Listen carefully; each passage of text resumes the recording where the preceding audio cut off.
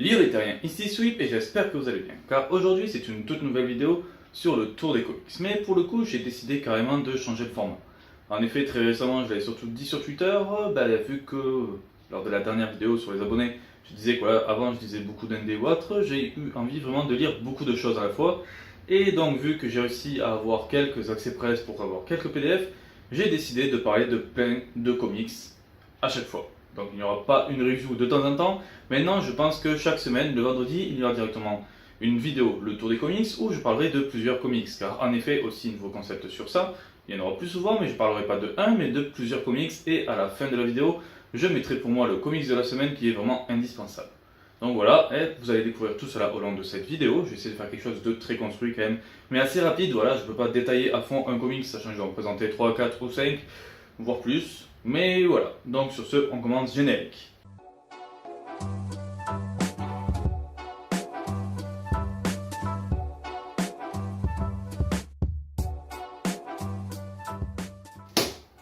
Allez, c'est parti.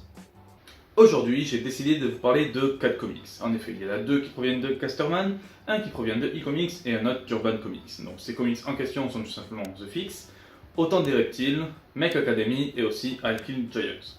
Du coup, toute première review sur The Fix. Alors voilà le speech de The Fix.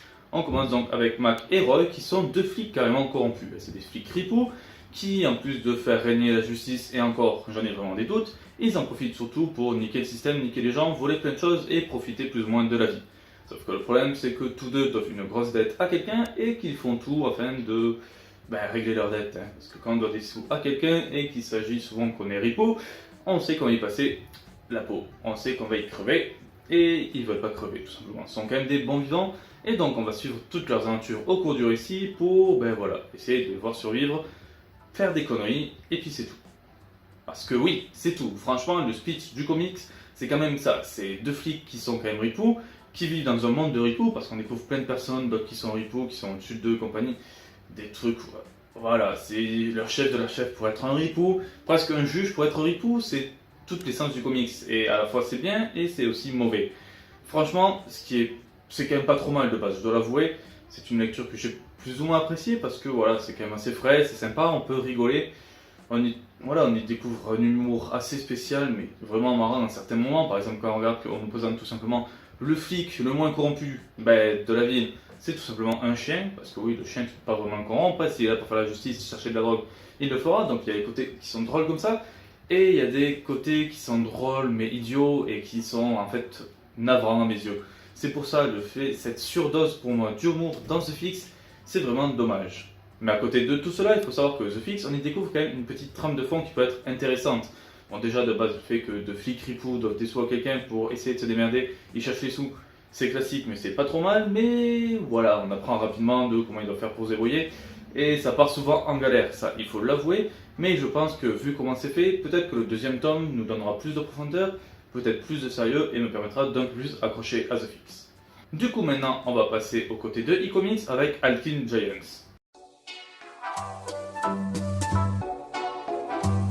Alors voilà le speech pour I'll Kill Giants. On commence tout simplement avec Barbara Thorson qui est une petite fille qui se définit tout simplement comme une tueuse de géants. En effet elle vit dans la vraie vie. Et tout le monde le prend pour une fêlée, même à l'école, dès le début, on le découvre au début du speech, il y a quelqu'un qui leur parle de sa vie, de son métier, tout ça, et Barbara, elle en a rien à foutre, et le mec en question, qui lui dit que qu'est-ce qu'elle veut faire tout simplement quand elle sera plus grande, la réponse de Barbara est toute simple, elle est, et elle sera, une tueuse de géants. Et le problème, c'est que cette idée de tueuse de géants, de monde imaginaire, tout le monde la prend pour une fêlée, et un jour, on a une petite fille qui s'appelle Sophia, qui arrive tout simplement dans la ville, et qui décide de faire ami-ami avec, tout simplement, Barbara. Et avec le temps, on va voir que Barbara a certains problèmes, certaines choses qui lui empêchent parfois de combattre ces petits géants, on va dire. Donc ça c'est vraiment le speech, mais j'essaie de ne pas raconter beaucoup parce que le récit est vraiment intéressant. Et en plus c'est un one shot, donc voilà, si je commence à réciter une bonne partie du récit, il n'y a plus rien à voir vu que j'aurais raconté tout le récit. Donc qu'est-ce que j'ai pensé d'I'll Kill Giants? Pour moi vraiment j'ai adoré. Alors je sais que beaucoup ont été rebootés par le style graphique, surtout vu que c'est du noir et blanc, ça rappelle le côté manga, mais voilà. Franchement, j'ai lu From Hell, il y a vachement plus de pages, le récit est bon mais lourd, et les dessins c'est encore pire, donc, non, I'll Kill Giants pour moi ça va très bien. J'ai adoré le style graphique, c'est simple mais ça se laisse lire sans souci. Et ce que j'ai aimé moi dans ce récit, c'est le sujet Barbara, tout simplement. Elle se dit tueuse de géants, mais comme on le sait, tout ça se passe dans la réalité, et les géants, les fées et tout ça, ça n'existe pas vraiment. En effet, on découvre rapidement que en fait, c'est une petite fille coincée dans ses rêves, dans son monde imaginaire. Elle adore le JDR, les mondes fantastiques, et elle se cherche là-dedans. Elle se crée son propre univers tout simplement pour fuir la réalité.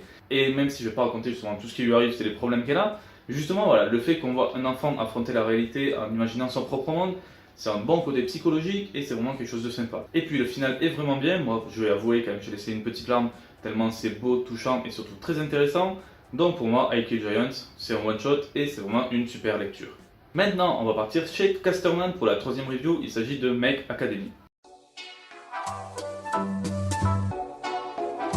Alors le speech ou le résumé de Mech Academy est assez simple.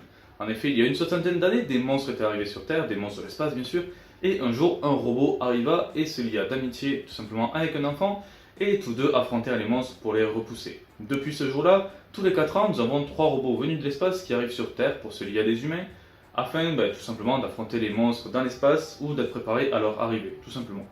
Et avec le temps, en fait, il y a une unité qui s'est formée qui est tout simplement le Sky Corps, qui forme tout simplement des cadets, des enfants qui seront prêts avec le temps à être liés pour les robots, tout simplement. Donc on leur apprend beaucoup de choses, on les apprend à s'entraîner, à être très intelligents, on les fait travailler dur pour que les meilleurs soient sélectionnés pour se lier aux robots. Et nous, dans toute cette histoire, on se retrouve liés à Stanford You, qui n'est pas un des cadets, mais tout simplement le fils de la concierge, et il est là sur la base pour nettoyer avec sa mère. En effet, il voudrait devenir cadet, pouvoir piloter un robot, mais voilà, il peut pas, même s'il travaille très dur, il ne peut pas, car il faut beaucoup d'efforts, et lui, voilà, c'est le fils de la concierge, on le sait tous, les petits rêveurs ne peuvent rien faire s'ils sont pas droits et qu'ils veulent atteindre les sommets. Et voilà, c'est la déchéance totale. Et justement, le début de ce récit commence pour la 4e année, donc pour l'arrivée des 3 robots qui viennent de l'espace.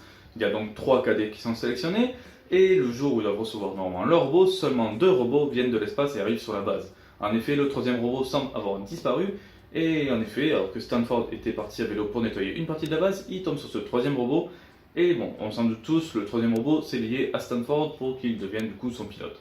Donc après voilà, c'est certes classique le fait que Stanford après devient cadet, arrive dans l'école. Donc voilà, le récit quand même, si on regarde, c'est du déjà vu. Le petit gamin qui est pas censé réussir, qui est seulement là pour nettoyer, qui trouve son robot, il devient pilote en devenant un cadet.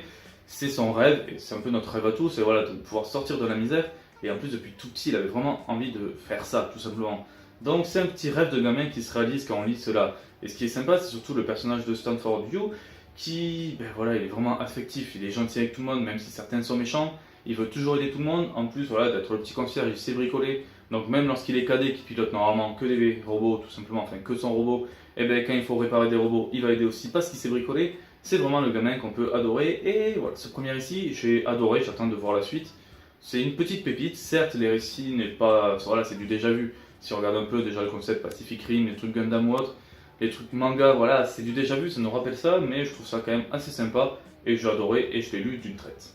Et du coup, le 4e et dernier récit, toujours chez Casterman, il s'agit tout simplement d'Autant des reptiles.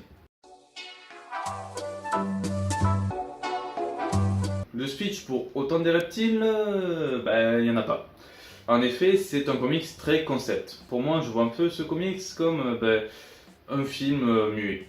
En effet, on suit tout simplement plusieurs dinosaures, à l'époque des dinosaures tout simplement, et la particularité c'est qu'il n'y a zéro bulle, zéro dialogue, c'est seulement de l'art, du dessin, et il faut justement deviner les sentiments, deviner l'histoire par rapport à chaque image, tout ce qu'on y voit, et c'est super sanglant, ça raconte un peu ce qui passera à l'époque, c'est sanglant, beaucoup de batailles, de regards, des fois voilà, des dinosaures qui sont censés être ennemis, mais qui s'ignorent ou autre, mais qui ne s'attaquent pas, il y a beaucoup de choses.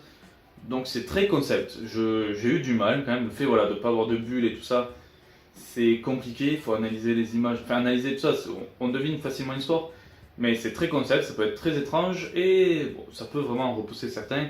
Même moi j'ai vraiment eu du mal, même vu qu'il n'y a pas de bulles, on peut tracer rapidement, mais j'ai quand même eu un peu de mal là-dessus. Du coup voilà, j'ai résumé les 4 reviews, donc il est temps de voir quel est l'indispensable de la semaine. Alors, parmi ces 4 récits, lequel je vous conseillerais de lire? Alors, comme je l'ai dit déjà, Mech Academy, j'ai adoré. Franchement, j'ai adoré, c'est une petite pépite, je l'ai lu d'une traite. Même, j'ai pas vu les pages et le temps passé tellement je l'ai lu, j'étais à fond dedans. C'est celui que j'ai vraiment adoré. Mais il y en a un autre que j'ai adoré tout autant, tout simplement, c'est Alkyl Giants. Et parmi les deux, lequel je dois conseiller? Et ben, je dirais Alkyl Giants parce que tout simplement c'est un one shot.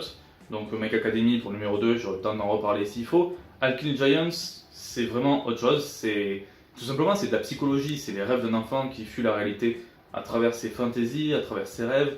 Il y a beaucoup de choses vraies, beaucoup de choses dures, beaucoup d'émotions. Et j'ai adoré ça, franchement, même si le style graphique peut en pousser certains, j'ai vraiment adoré Alkyl Giants et c'est sans doute le comics que je vous conseille pour cette semaine. Donc voilà, j'espère que cette nouvelle forme donc, du tour des comics vous aura plu. En effet, parler de plusieurs comics et vous dire à la fin lequel je conseille, je trouvais ça quand même assez sympa. Pour vous donner une idée, la semaine prochaine, je parle de DC Comics parce que je ne parlerai pas que d'ND ou que de Marvel. J'ai vraiment envie d'attaquer tous les univers, donc du Valiant, du DC, du Marvel et de l'ND. Donc chaque semaine, je vais essayer de faire un thème différent, tout simplement. Donc normalement, si on suit un peu la logique, chaque mois, je parle au moins une fois de Valiant, de DC, de Marvel et donc d'ND. Donc la semaine prochaine, comme je l'ai dit, c'est DC. En tout cas, si ce format vous a plu, n'hésitez pas à mettre un pouce bleu. Et si ce n'est pas le cas, mettez-moi un pouce rouge. Mais surtout, en commentaire, expliquez-moi ce qui va ou non, ce que je devrais changer. En tout cas, voilà, n'hésitez pas à me rejoindre sur les réseaux sociaux avec d'un côté Facebook et de l'autre côté Twitter. Et surtout à partager cette vidéo. N'hésitez pas d'ailleurs à vous abonner à la chaîne. Sur ce, ciao tout le monde et à la prochaine.